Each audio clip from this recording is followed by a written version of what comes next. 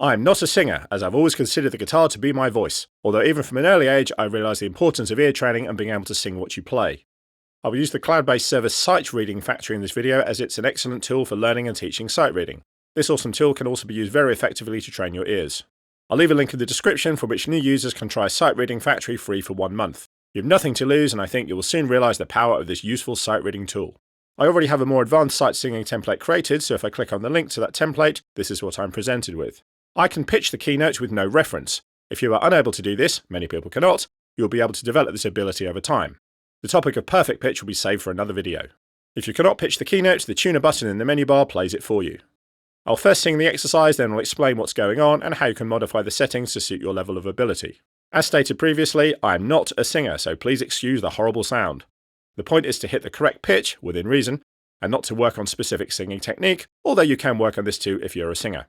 Please don't be put off by the complexity of this example. You might even be wondering how you can possibly do this. Every musician does need to be able to do this, and I will explain later how to get started. La, la, la, la, la, la, la, la, la, la, la,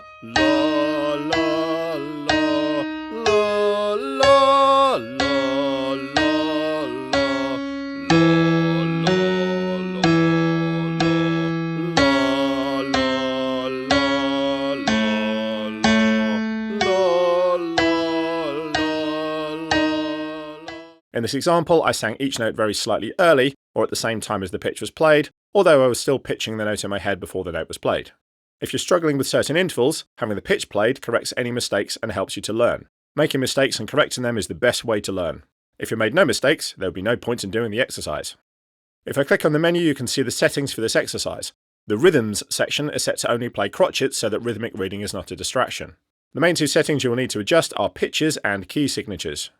From the pitches settings, you can set the lowest and highest note to suit your voice and level of ability. You can also set the maximum distance between notes, if accidentals are included, notes not in the scale, and if the exercise begins on the tonic. If you're totally new to ear training and notation, you might want to start with something simple such as a limit of 3 notes, no leaps greater than a second, and no accidentals. It's a good idea to select always start on tonic. Next, I will adjust the settings for the key signature. I like to have this set to any random major or minor key signature. To begin with, you will want to set this to a simple key signature such as C major. Once all this is set, click Free Play and start your sight singing ear training journey. From the cog at the top right hand corner, other tools are available. These include setting the number of measures, I like to have the maximum of 24, and being able to set the minor key to natural minor, melodic minor, or harmonic minor. It's a good idea to practice this exercise using major and minor keys. This is selected from the key signature settings shown earlier, with the minor scale type adjusted from the tools menu.